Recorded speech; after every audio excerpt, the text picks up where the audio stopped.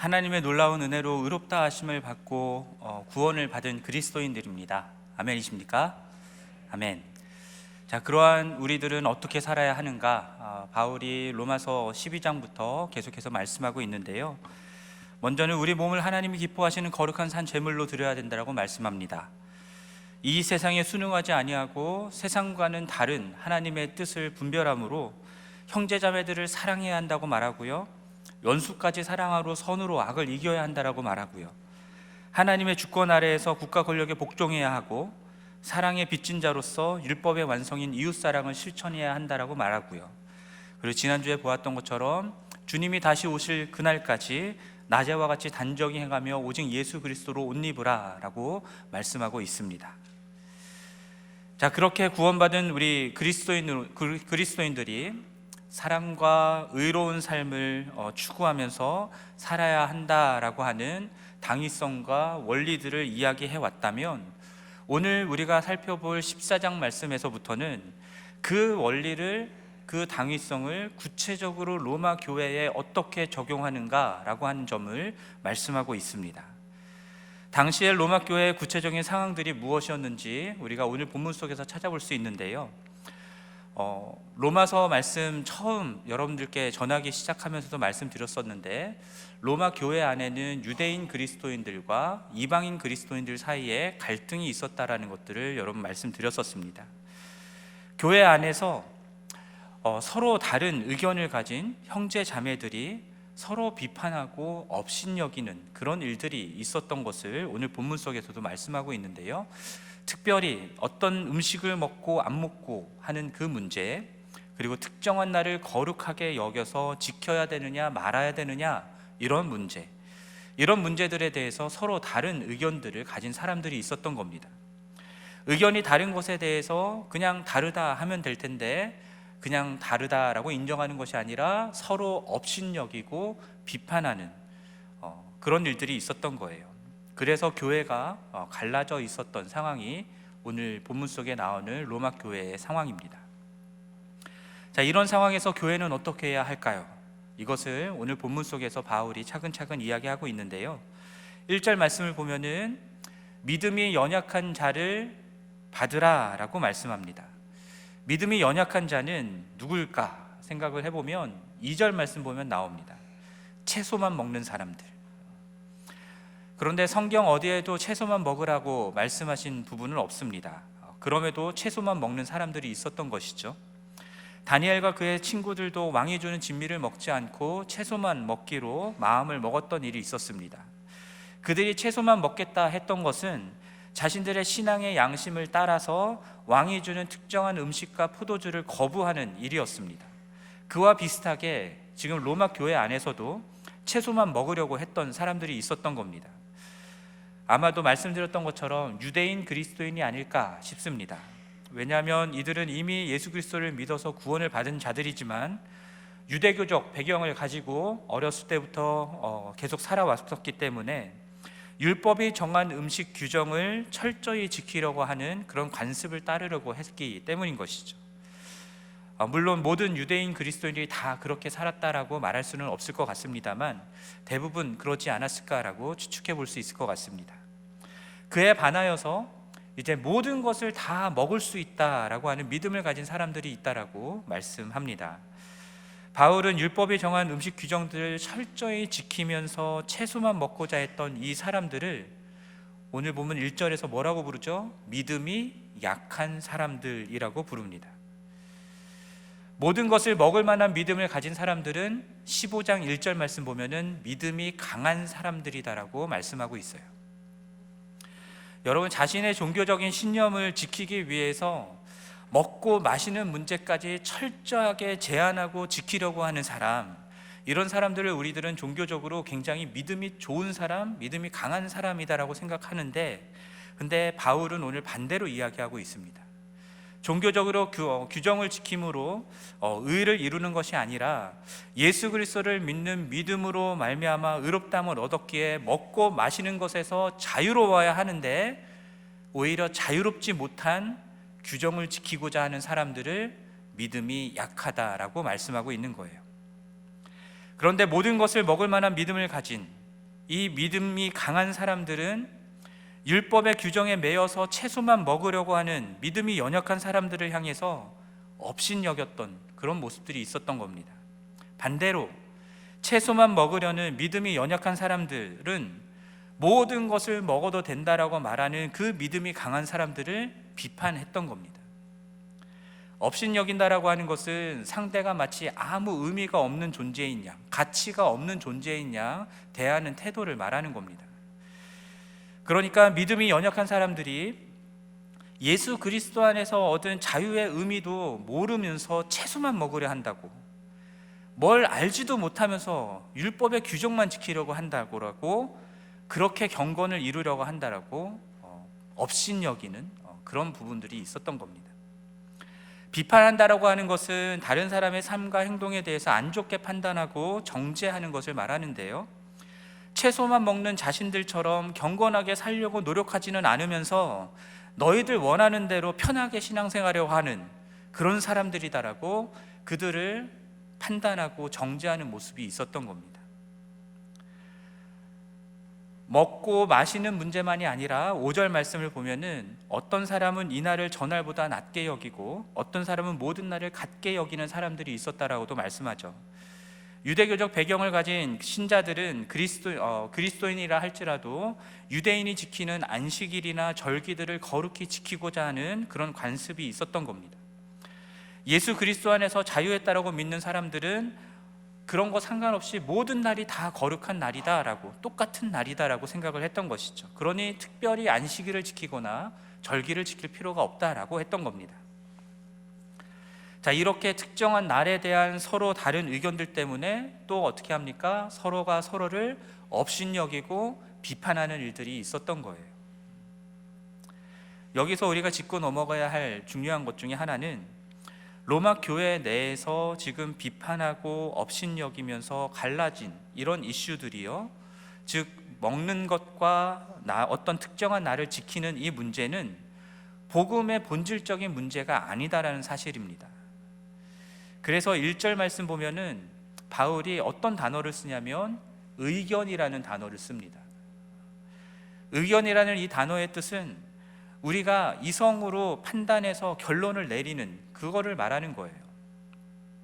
그러니까 성경에서 하나님이 분명하게 이것을 해야 된다, 말아야 된다 이런 식으로 말씀하신 내용들이 아니라 우리가 그냥 생각해서 우리의 판단에 좋은 대로, 신앙의 양심을 따라서 좋은 대로 선택해서 행하면 되는 그런 문제라는 겁니다. 그러니까 할 수도 있고 안 할 수도 있는 문제들인 거죠. 그리고 그렇기 때문에 교회 안에 수많은 사람들이 서로 다른 의견을 가질 수 있다는 겁니다. 만약에 먹는 것과 어떤 특정한 날을 지키는 것이 복음의 본질을 훼손하는 문제였다라고 한다면 바울은 오늘 본문처럼 말하지 않았을 거예요. 갈라디아서 말씀을 보면은 그 복음의 본질을 훼손하는 다른 복음을 따르는 갈라디아 교회를 향해서 바울이 얼마나 강한 어조로 책망하듯 말하는지 모릅니다. 그러나 로마서에서는 그렇게 하고 있지 않습니다. 먹는 것과 나를 지키는 문제 자체에 대해서 너희들이 다른 복음을 따른다라고 말하는 게 아니라 오히려 그런 문제로 인해서 서로가 서로를 업신여기고 비판하고 있는 그 문제에 대해서 바울이 언급하고 있는 거예요.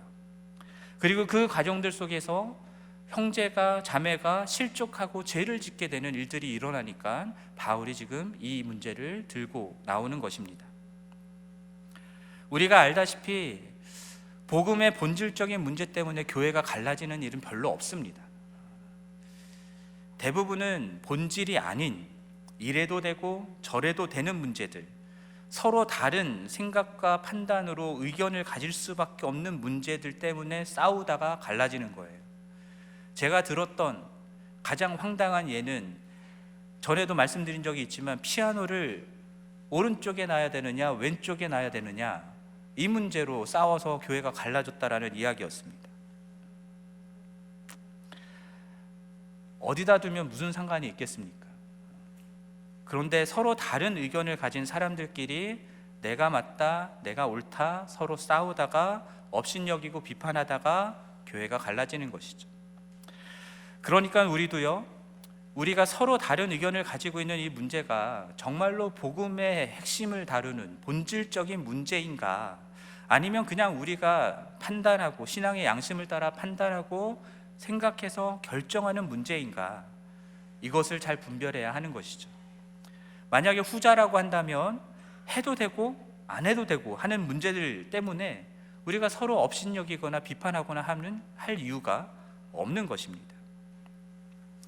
그러면 이제 바울은 그렇게 교회 안에서 복음의 본질의 문제가 아닌 의견의 문제로 서로 업신여기거나 비판하면 안 되는 이유가 무엇인지를 말씀하고 있는데요, 4가지로 말씀하고 있습니다. 첫째 이유는 3절 후반부에 나오는데, 하나님이 그를 받으셨기 때문이다라고 말씀합니다. 여기서 말하는 받으셨다라는 단어는 나의 교제권 안으로 환영하여 맞아들이는 것을 얘기하는 겁니다. 나의 집안으로 이 상대방을 드리는 것이죠. 여러분, 하나님이 죄인인 우리를 받으셔서 하나님과 화목하게 하셨고 하나님의 자녀로 삼아주시고 하나님의 가족 공동체에 속하게 해주셨잖아요. 그러한 은혜를 받은 그리스도인들이니까 우리들도 1절 말씀을 보면은 믿음이 연약한 자를 어떻게 해야 된다라고 말씀합니까? 너희가 받으라 라고 말씀하고 있는 겁니다. 하나님이 그러셨던 것처럼 우리도 서로 다른 의견을 가진 사람일지라 하더라도 마치 원수처럼, 안 보고 지낼 사람처럼 안 받아들이는 것이 아니라 환영하고 맞아들여야 된다라는 거죠. 그렇게 맞아들임은 서로에 대한 존중으로 표현될 수 있는 것입니다. 그리고 4절 말씀 보면은 하나님이 받으셔서 하나님의 것이 된 사람을 비판하는 너는 누구냐라고 바울이 이야기하고 있어요. 비판하는 그 사람의 주인, 내가 비판하고 있는 그 사람의 주인이 누구라고 말씀하는 겁니까? 하나님이 그 사람의 주인이다라는 겁니다. 그러니까 그 사람이 뭘 잘 몰라서, 자유하지 못해서, 뭔가 부족해서 지금 그런 이야기를, 그런 생각을 하고 의견을 하고 어떤 행위를 한다고 해도 그 사람을 온전하게 세우시고 그 사람을 세워가실 그 분은 누구시냐면 하나님이다라는 거죠. 하나님이 그 사람을 권능으로 세우시면서 온전케 하실 것인데 도대체 네가 왜 그 사람의 주인이냐 비판하느냐라고 말씀하고 있는 겁니다. 우리에게는 그럴 권리도 그런 권한도 없다라는 거죠. 그리고 5절 후반부 말씀을 보면은 서로 다른 의견의 문제는 그냥 각각 자기 마음으로 확정하면 되는 것이다라고 말씀하고 있어요. 그러니까 각자가 자유롭게 자신의 신앙의 양심을 따라서 결정하면 되는 문제니까, 이거는 틀린 게 아니라 그냥 다른 의견의 문제니까 그냥 서로를 받아주면 된다라고 말씀하고 있는 겁니다. 그리고 우리가 이러한 문제로 서로 비판하거나 업신여겨서는 안 되는 두 번째 이유를 8절에서도 이야기하는데요, 우리가 살아도 주를 위하여 살고 죽어도 주를 위하여 죽는, 사나 죽으나 우리는 주의 것이기 때문이다라고 말씀하고 있습니다. 그러니까 특정 음식을 먹고 안 먹고를 내 판단으로 결정하는 것이요, 그냥 단순히 나의 선호를 얘기하는 게 아닙니다. 내가 이렇게 하면 좋으니까 라고 결정하는 게 아니라 자신의 신앙의 양심을 따라서 하나님이 이것을 원하신다, 나는 주님을 위해서 이것을 한다라고 결정을 내려야 되는 것이죠. 우리의 주가 되시는 주님을 위해서 그렇게 행하는 사람들이어야 된다라는 것을 말하는 겁니다. 9절 말씀에서 예수 그리스도가 십자가에서 죽으시고 부활하신 목적에 대해서 말하는데, 그것이 단순히 우리를 사랑하셔서 우리를 구원하시기 위함이다라고 얘기하지 않고요, 죽은 자와 산 자의 주가 되려 하셨기 때문이다라고 말씀합니다. 빌립보서 2장에서 예수 그리스도가 십자가에서 죽고 부활하심으로 하늘에 있는 자들과 땅에 있는 자들과 땅 아래에 있는 자들로 모든 무릎을 예수의 이름에 꿇게 하시고 모든 입으로 예수 그리스도를 주라 시인하게 하여서 하나님께 영광을 돌리게 하셨다라고 말씀하잖아요. 이 예수 그리스도가 만유의 주가 되시고 왕이 되시기 때문에 그 예수 그리스도를 영접한 모든 그리스도인들은 이제는 더 이상 자신을 위해서 살아가는 사람들이 아니라, 내 생각, 내 판단, 내 선호를 위해서 살아가는 게 아니라 우리 주님을 위해서 살아가는 사람들이라는 겁니다. 그러므로 우리는 이제 살아도 죽어도 우리의 주 되신 예수 그리스도를 위하여서 산다라는 거죠. 그렇기 때문에 6절 말씀을 보면은 나를 중히 여기는 것도, 먹는 것도, 먹지 않는 것도 우리의 신앙의 양심을 따라서 행하는 것이지만 오직 우리의 주 되신 예수 그리스도를 위하여서 한다라고 얘기하고요. 그리고 그 하나님께 감사드린다라고 얘기하고 있는 거예요. 어떤 것을 하든 우리는 주를 위해서 하고 주님께 감사한다라는 겁니다. 그러니까 서로 다른 의견을 가지고 다른 행동을 한다 하더라도 결국은 예수 그리스도를 위하여 하는 것이기 때문에 그 형제를 비판하거나 업신여겨서는 안 된다라는 것이죠. 우리가 비판하거나 업신여겨서는 안 되는 세 번째 이유를 또한 10절에서도 얘기하는데요, 서로 다른 의견을 가진 그 상대가 바로 나의 형제이기 때문이다라고 말씀합니다. 하나님의 가족 공동체에 함께 속한 나의 형제 자매라는 것이죠. 서로 다른 의견을 가졌다라는 이유로 무시하고 경멸하고 마치 내 형제가 아닌 것 양, 마치 딴 동네에 사는 사람인 양 대하면 안 된다라는 겁니다. 판단하고 정죄하면서 나랑 상종하지 않을 사람처럼 대하면 안 된다라는 겁니다. 그 사람은 나의 형제라는 거죠. 그리스도 안에서. 그리고 또 한 가지 마지막으로 말하는 게 10절에 또 나오는데요, 서로 비판하지 않고 업신여기지 않아야 하는 이유, 우리가 다 하나님의 심판대 앞에 서게 될 것이기 때문입니다. 하나님이 재판관이시죠. 심판자이십니다. 그러니 서로 다른 의견을 가진 사람에 대해서 우리 스스로가 재판관이 돼서는 안 된다라는 거예요. 하나님의 심판대 앞에 서게 될 때에 12절에서 말씀하는 것처럼 그 사람에 대해서 내가 얘기하는 게 아니라 우리 각자가 자기의 일을 심판자 되시는 하나님께 고하게 될 것이다 라고 말씀하고 있잖아요. 그렇기 때문에 우리들은 서로를 업신여기거나 비판하면 안 된다라고 말하는데, 그러면서 13절을 넘어오면서 바울이 13절에서 무엇을 말씀하냐면 이렇게 얘기합니다. 다시는 서로 비판하지 말라라고. 다시는 서로 비판하지 않고 도리어 부딪힐 것이나 거칠 것을 형제 앞에 두지 말라라고, 그렇게 주의하라라고 말씀하고 있습니다. 여기서 주의하라라고 말하는 것은요, 결단하라, 결심하라 라고 하는 의미입니다. 그리고 13절 이후의 내용들을 보면요, 그리고 5장 13절까지의 내용들을 보면은 사실상 바울이 지금 누구를 대상으로 이야기를 하고 있냐면 믿음이 강하다라고 얘기하는 사람들을 대상으로 이야기하고 있다라는 사실을 알 수 있습니다.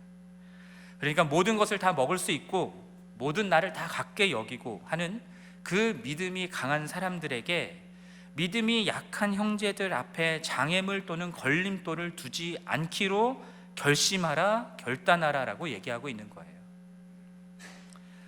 14절 말씀을 보면은 바울이 예수 안에서 알고 확신하는 바에 대해서 얘기를 합니다. 기본적으로 무엇을 말하냐면 무엇이든지 스스로 속된 것은 없다라고 하는 것이 바울의 입장인 거예요. 그리고 이것은 믿음이 강한 사람들의 입장과 똑같습니다. 바울도 이러한 입장을 가지고 있었던 거예요. 그리고 이러한 입장을 가지고 있었기 때문에 하나님께서 그를 이방인의 선교사로 선교하는 사도로 부르심을 주셨던 거라 생각합니다.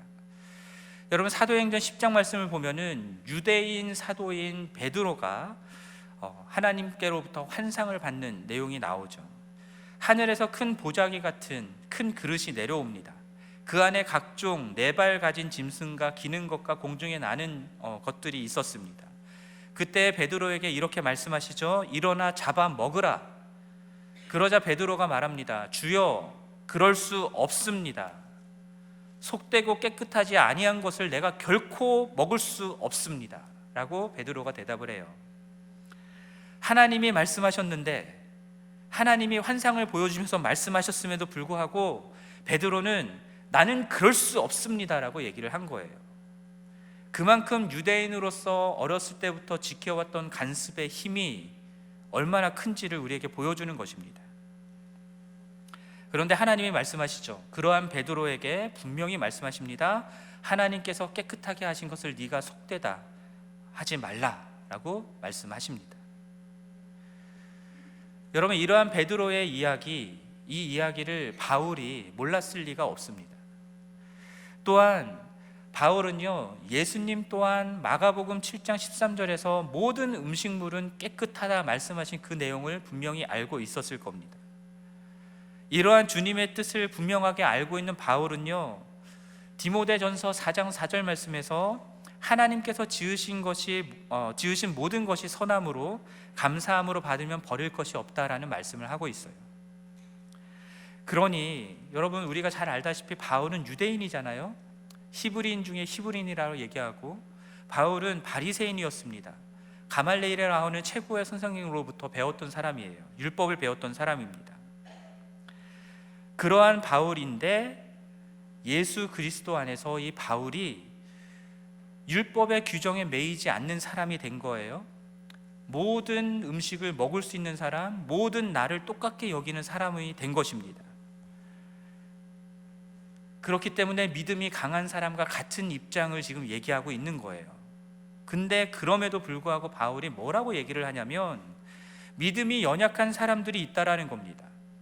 모든 것을 다 속되지 않다라고 생각하는 사람이 아니라 속되다 생각하는 사람들이 있다라는 거예요. 그 사람들에게는 그것이 속되는 것이 될 수 있다라고 말하는 겁니다. 그러니 그렇게 특정 음식을 속되게 여기는 믿음이 연약한 사람들이 있으니까, 그리고 그들이 그리스도 안에서 나의 형제니까 그냥 너가 괜찮다고, 너가 옳다라고 생각하는 그 입장을 지키지 말라라고 얘기를 하는 거예요. 그 음식의 문제로 그 형제의 마음을 근심하게 하고 상하게 한다라고 한다면 그것은 사랑으로 행하는 것이 아니다라고 15절에서 말씀하고 있습니다. 예수 그리스도께서 자신의 생명을 바쳐서 구원한 그 형제를 너가 옳다라고 생각하고 너가 맞다라고 생각하는 그 음식의 문제 때문에 실족하게 만들고 망하게 만들어서는 안 된다라고 얘기하고 있는 것입니다. 제가 자주 인용하는, 설교할 때 자주 인용하는 말씀, 요한 1서 3장 16절 말씀. 예수님이 우리를 위하여 목숨을 버리셨으니, 그러니까 우리는 어떻게 해야 됩니까? 우리도 형제를 위하여 목숨을 버리는 것이 마땅하다라고 말씀하고 있잖아요. 형제를 위하여 목숨을 버리는 사랑으로 사랑해야 된다라는 겁니다. 그리고 그것의 구체적인 모습은 무엇이냐면, 나와 의견을 달리하는 형제를 위하여서 나는 먹어도 되고 나는 모든 날들 다 똑같이 여기지만 내 형제가 실족하지 않도록 그 일들을 양보하겠다라는 겁니다. 모든 음식을 먹어도 되고 모든 날을 똑같게 생각하는 나의 신앙의 양심을 한 발짝 양보해서 그 형제를 살리는 것을 내가 선택하겠다라는 거예요. 그게 사랑으로 행한다라고 말하는 겁니다. 16절 말씀을 보면은 그렇게 하는 것이 스스로 옳다라고 선하다라고 생각하는 바가 비방거리가 되지 않도록 하라라는 말씀을 하잖아요. 여러분 한번 생각해 보십시오. 내가 믿음이 강한 자여서 내가 맞고 내가 옳고 내가 선하다라고 생각하는 그것을 무슨 일이 있더라도 지켜낸다라고 하면, 근데 그것 때문에 하나님이 허락하신 내 형제 자매가 상처 입고 실족해서 넘어져서 망하게 된다라고 한다면, 그리고 교회 공동체가 그것 때문에 갈라지게 된다고 한다면 서로 비판하고 그러면 나만 옳다라고 하는 것이 무슨 의미가 있겠습니까? 나는 옳게 될지 모르지만, 내가 옳다라는 게 증명될 수 있을지는 모르겠지만 결국은 교회가 깨어짐으로 인해서 세상의 비방거리가 될 수밖에 없다라는 겁니다.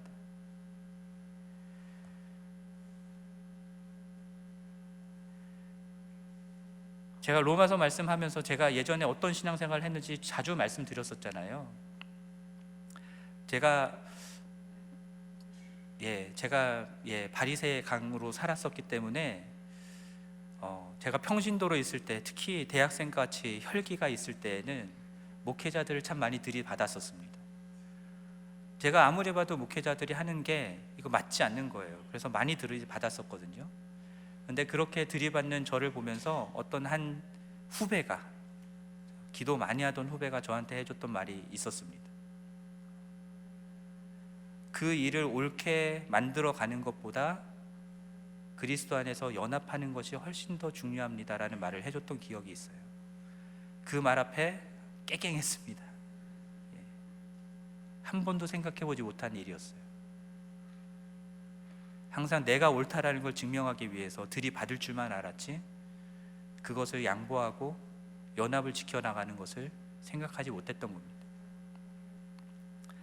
여러분, 우리들은요, 예수가 왕이신 하나님의 나라에 속한 자들입니다. 예수 그리스도를 주로 왕으로 모시고 살아가는 우리 그리스도인들은요, 이 하나님의 나라를 이루며 살아가는 자들입니다.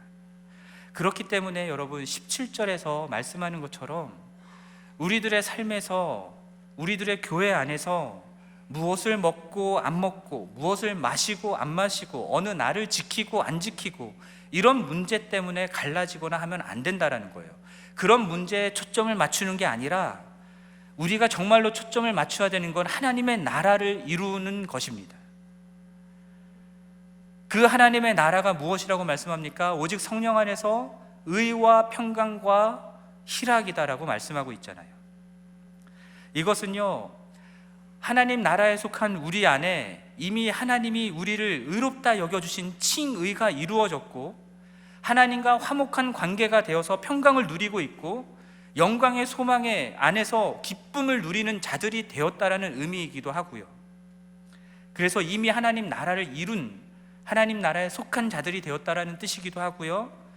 그러나 그 하나님의 나라를 여전히 우리의 삶에서, 우리 교회 안에서 이루어 나가는 자들이다라는 의미이기도 합니다.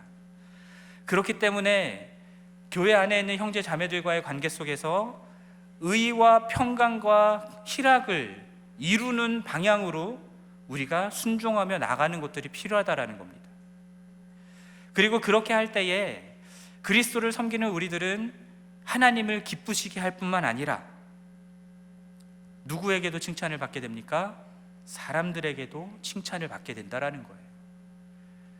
내가 옳다라는 거 주장해서 나가면 세상의 비방거리가 될 수 있지만, 내 형제 자매들을 위해서 의와 평강과 희락을 이루는 하나님의 나라를 위해서 살면 사람들의 칭찬을 받을 수 있다는 것을 얘기하고 있습니다. 그렇기 때문에 바울이 우리들에게 요구하는 것이 무엇이냐면요, 우리가 사람들과의 관계 속에서 화평의 일과 서로 덕을 세우는 일에 힘써야 된다라고 말씀하고 있어요. 그러면 어떻게 화평의 일과 서로 덕을 세우는 일을 할 수 있겠습니까?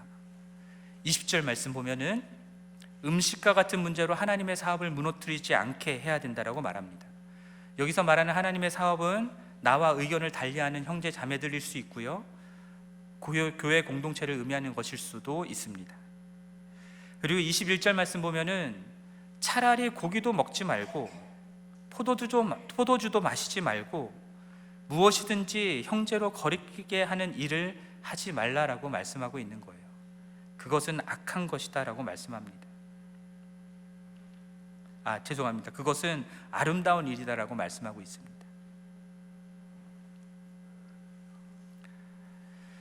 여러분, 오늘 본문 속에 나오는 내용과 비슷하게 우상에게 바쳐진 고기를 먹어야 되느냐 말아야 되느냐 하는 이 문제를 고린도전서 8장에서 다루고 있습니다. 형제의 약한 양심을 상하게 하는 그것을 고린도전서 8장 12절에서는 그리스도에게 죄를 짓는 것이다 라고 바울이 이야기합니다.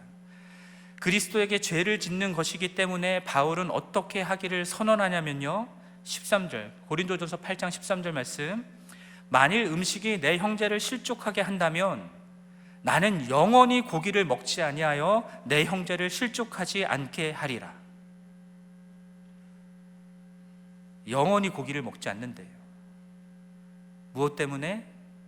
내 다이어트 때문이 아니고, 내 건강 때문이 아니고, 내 형제 때문에, 내 형제를 실족하지 않게 하기 위해서.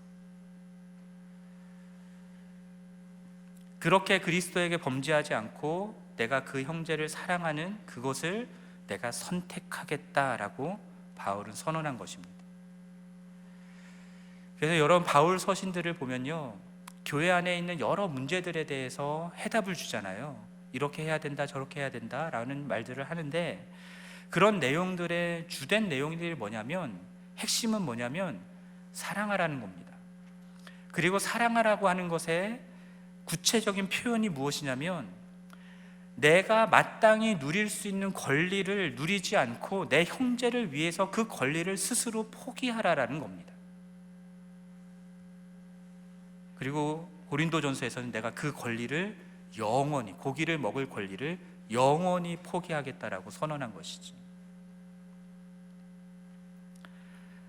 여러분, 이것이 왜 사랑인지 아시겠습니까? 여러분, 자녀들 있으시죠? 자녀들 있으신 분들, 여러분, 자녀들을 위해서 여러분들이 여러분의 모든 권리를 다 챙겨가면서 자녀를 돌보십니까? 자녀를 위해서 내 시간과 내 물질과 내 노력들, 그런 것들을 기꺼이 희생하면서, 포기하면서 자녀를 돌보시지 않습니까? 왜냐하면 그게 사랑이기 때문이죠. 바울도 지금 그 사랑으로 우리가 누릴 수 있는 권리를 포기하라라고, 형제를 위하여 포기하라라고 말씀하고 있습니다. 22절부터 23절까지 말씀을 보면은 바울은 믿음이 강한 사람이든 약한 사람이든 자신의 믿음을 하나님 앞에서 스스로 가지고 있으라라고 얘기를 하는데요, 이것은 개인적인 차원에서 자신의 신앙의 양심을 따라서 그냥 그것을 하면 된다라는 겁니다. 자기가 옳다라고 생각하는 대로 하면 된다라는 거예요. 그 사람에 대해서 다른 사람이 이래야 된다, 저래야 된다 말할 이유가 없다라는 겁니다. 강요할 수도 없다라는 거죠.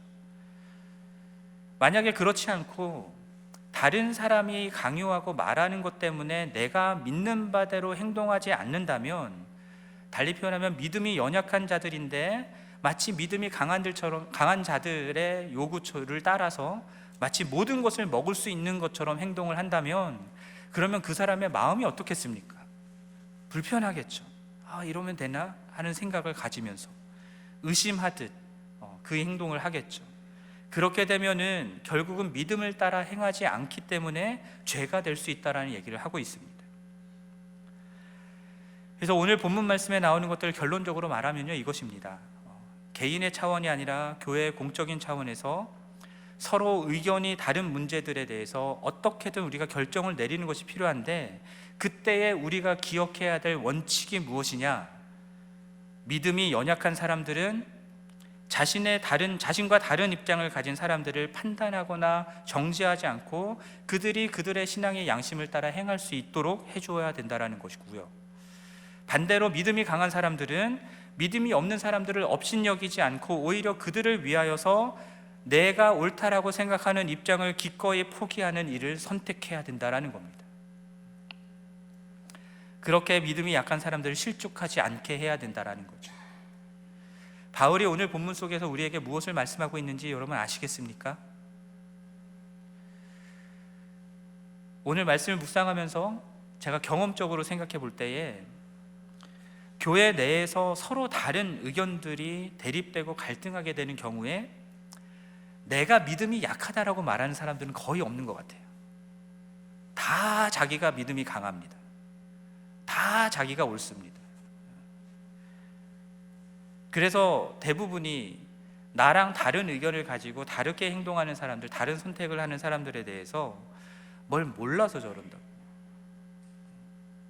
뭘 몰라서 잘못 생각하고 잘못 판단하고 있다라고 생각하곤 합니다. 그런데 여러분, 정말로 믿음이 강한 사람은요, 복음의 본질적인 문제가 아닌 각자의 의견을 가질 수 있는 문제에 있어서 믿음이 약한 자를 위해 기꺼이 자신의 권리를 내려놓고 포기하는 사람이 믿음이 강한 사람입니다. 그래서 믿음이 약한 사람들 앞에서 내 신앙의 양심을 따라 옳다라고 생각하는 대로 함부로 행하지 않는 사람이 믿음이 강한 사람들입니다. 오늘 본문 말씀이 15장으로 이어지는데요, 15장 1절과 2절 말씀에서도 믿음이 강한 우리는 마땅히 믿음이 약한 자의 약점을 담당해야 된다라고 말씀하고요, 자기 자신이 아닌 내 이웃을 기쁘게 하되 선을 이루고 덕을 세우기 위해 행동해야 된다라고 말하고 있잖아요. 이것이 오늘 우리가 읽었던 14장 19절에 나오는 내용과 똑같습니다. 화평의 일과 서로 덕을 세우는 일에 힘쓰라. 왜냐하면 그게 사랑이기 때문입니다. 제가 지난주에도 말씀드렸잖아요. 저번에도 말씀드렸잖아요. 우리의 신앙의 목표는 무엇입니까? 예수 그리스도를 닮아가는 것, 사랑의 사람이 되는 것이다 라고 말씀드렸었습니다. 예수 그리스도께서 우리를 어떻게 사랑하셨는지를 한번 생각해 보십시오. 그 누구보다 크고 강하신 예수 그리스도가 인간의 몸을 입고 이 땅에 오셨고 죄인인 우리를 위해서 십자가에서 죽기까지 사랑하셨잖아요. 그 예수 그리스도를 믿고 따르는 우리들이 교회 안에서 어떻게 사랑해야 되겠습니까? 예수님처럼 내가 누릴 수 있는 것 다 포기하고 내 형제 자매들을 사랑하는 그것을 선택해야 된다라는 겁니다. 그것이 우리가 이 세상 가운데 살아내야 할 사랑의 모습이고 사랑의 사람이 되어가는 목표일 수 있다라는 생각을 해봅니다. 오늘 말씀을 보면서 제가 생각난 말씀이 있습니다. 이사야서 11장 말씀인데요, 예수 그리스도가 다스리는 하나님의 나라가 완성되면 이러한 모습이 될 것이다 라고 표현하는 그런 구절들입니다. 제가 말씀드려 볼게요.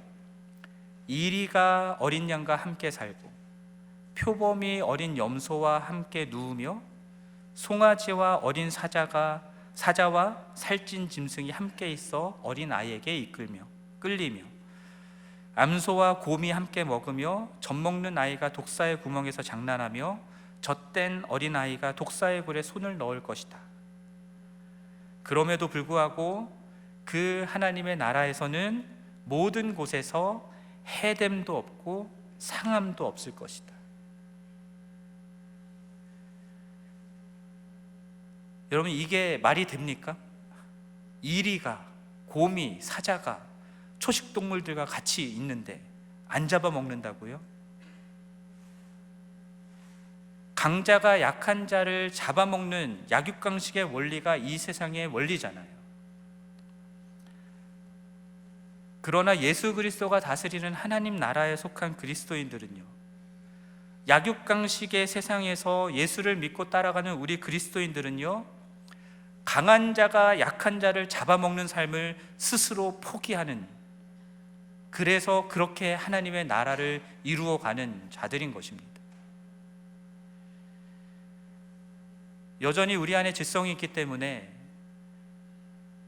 뭣도 모르고 이런 이야기하고 저렇게 하는 사람들 무시하고 싶은 생각이 들 때가 있죠. 이겨버리고 싶고 짓밟아버리고 싶을 때가 있습니다. 그렇게 해서라도 내가 옳다라는 거 증명해내고 싶을 때가 있습니다. 저도 그런 마음 때문에 스트러글 할 때가 있습니다. 그러나 여러분, 그것은 우리가 가야 될 길이 아니라 그것은 우리가 십자가에 못 박고 우리는 예수 그리스도의 사랑을 본받는 그 길로 가야 되는 것임을 믿으시기 바랍니다. 그러므로 우리 지구촌 교회는요, 복음의 본질이 아닌 이래도 되고 저래도 되는 의견의 문제 때문에 대립하고 갈등하지 않았으면 좋겠습니다. 믿음이 강한 자들이나 믿음이 약한 자들이 서로 업신여기고 비판하면서, 그리고 믿음이 강한 자들이 믿음이 약한 자들을 위해서 내 것을 주장하고 내가 옳다라는 걸 주장하는 그런 일들이 없었으면 좋겠습니다. 서로 업신여기지 않고 서로 비판하지 않고 믿음이 강한 자가 믿음이 약한 자를 위하여 영원히 내가 내 권리를 너를 사랑하기 위해 내려놓겠다라고 고백하고 실천하는 그런 교회가 되었으면 좋겠습니다. 그렇게 우리 모두가 화평의 일과 서로 덕을 세우는 일에 힘쓰면서 의와 평강과 희락의 하나님의 나라를 이 땅 가운데 이루어 나가는 은혜가 있기를 주님의 이름으로 간절히 축원합니다.